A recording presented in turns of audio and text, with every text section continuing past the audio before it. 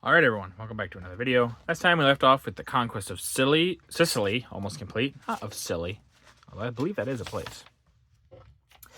But we're on to British guns cover the final assault on the enemy in Sicily. And well, this is the most pictorial ever. But you can see, yeah, guns, they're lined up against this stone wall. They've got boxes of what can be assumed as ammo. And they've got 1, 2, 3, 4, maybe more guns down the way here. But yeah, the final assault on the Germans here. Sicily conquered. Messina falls to the Americans. August 17th, 1943. Sicily conquered. Again. After the fall of Catania on August 5th, British and Canadian forces pressed forward and made important gains north of Regalbuto. Regalbuto? Yeah. The 8th Army pressed northwards along the coast road to Messina, 50 miles away. Ships of the Allied fleet kept up a heavy bombardment of Messina.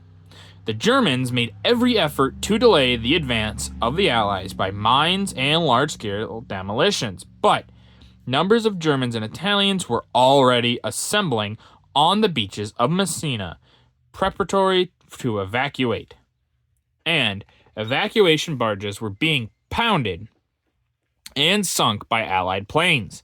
The Allies remained master of the air. According to the RAF calculations, 12,000 German and Italian aircraft had been destroyed in the Middle East and North African campaigns since the entrance of Italy into the war. In Sicily alone, up to the surrender of Catania, the number of Axis prisoners was 100,000. On August 10th, the 8th Army and the U.S. 7th Army linked up between Troina and Randazzo, and on the 17th, the honor of capturing Messina fell to the Americans. All organized resistance on the island ceased. After a campaign of 39 days, the Sicilian campaign was over. Up to August 10th, Axis losses were 167,000, 32,000 killed or wounded, and 135,000 prisoners.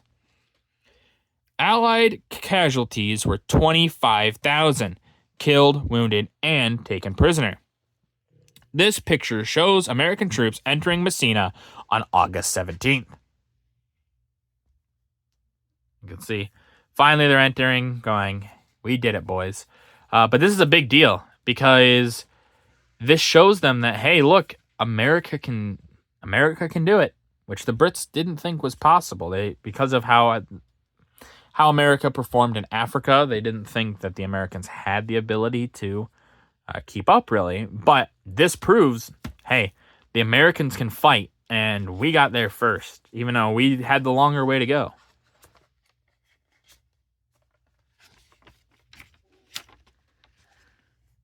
Germans fail to subdue determined Yugoslav patriots. August 1943. Yugoslav guerrillas harry the enemy. Patriot forces opposing the enemy occupying armies in Yugoslavia intensified their resistance over still wider objectives, and the Yugoslav government, GHQ, in Cairo reported on August 28th a number of recent successes. These included a daring attack on the Sarajevo, we're going to say Sarajevo, airfield on August 10th, and the consequent destruction of 28 German aircraft. The ambushing of a German armored train near Sarajevo, the capture of 3 towns, including an important coal mining town in Bosnia and Slovenia. Also, the cutting at numerous places of railway line in the Dalmatia and wrecking of key bridges. Some idea of the heroism behind the blows which the partisans were striking, came from the enemy in this series of pictures showing above a lamppost hanging of a patriot by the Germans in Belgrade. So we can see a patriot getting hung there. Very unfortunate. The top right, guerrillas captured by German troops. Well, those don't look like any guerrillas I've seen. But no, I'm just kidding. But yeah, we can see these guys doing their best to fight for their country. And good on them. You know, they're putting up a good resistance, basically. Showing the Germans that they won't just be rolled over.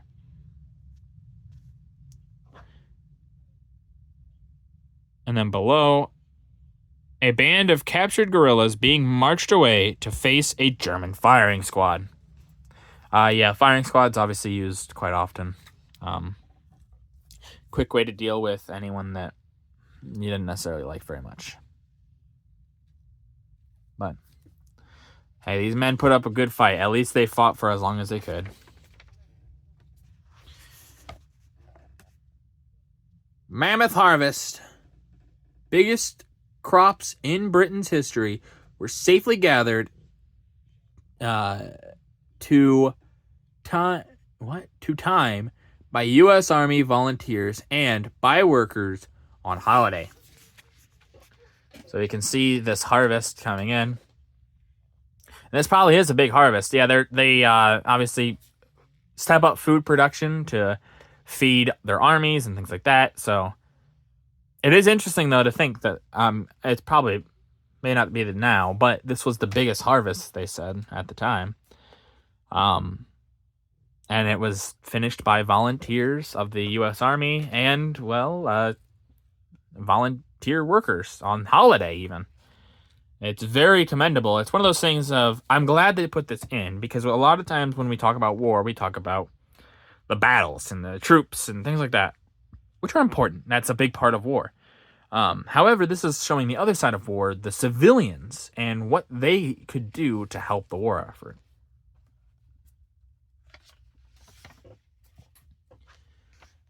German force peasants to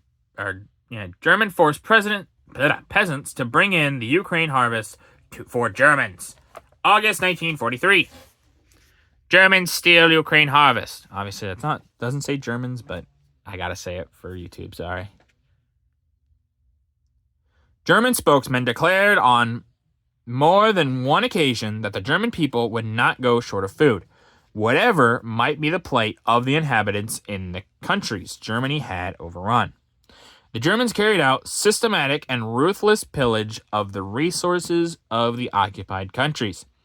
They forced whole populations of Russian villages into slave labor, compelling them to help gather the harvest of the Ukraine and sending the full yield to Germany. Vast agricultural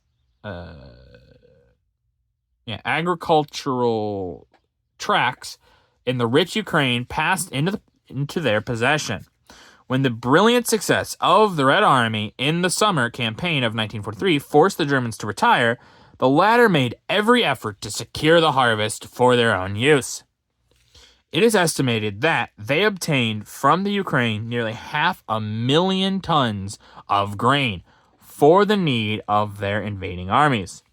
They deported numbers of Russian populations to Germany. After the Russian reoccupation of the Ukraine, there were many atrocity stories, confirmed and unconfirmed, told by surviving peasant populations. In several instances, the guilt was actually pinned on captured German officers who were tried, convicted, and executed for these offenses. Top German guns on fields during a harvest. So we can see the harvest going on, and we can see there's German gun right there. They're making sure to stick close by for if they decide that they want the harvest now, I guess. Or they're just sitting here to try and stop the Red Army from attacking them, because look, see all these peasants? They're grabbing food for you. Who knows, though, what they are really thinking. Bottom left, Russians forced to work under German guards. You can see one there. There's probably another one somewhere, but you just can't see him in this picture. But yeah, you can see them all working. Force 2. That guy's got, I would assume, a submachine gun there. But he's making sure that these workers are doing what they want them to. And these poor people, they'd suffered horribly. First they go through this, and then later the Soviet Union makes it even worse. And then on the right here, German soldiers speed up the work of harvest and dispatch the cream of the crop home to Germany. And we can see them get on a big wagon, sending it back to Germany. Because they're not going to let the German people starve, so work the population, make sure that they are getting the food to your people rather than themselves, which will create a huge famine. And then these people will go through another famine, and they will suffer multiple atrocities, and it's just awful. But with that, that's going to do it for this video. If you guys liked the video, leave a like. If you didn't, leave a comment. Tell me what I could improve on. I always appreciate your feedback. And as always, subscribe. It really does help out the channel. Thank you.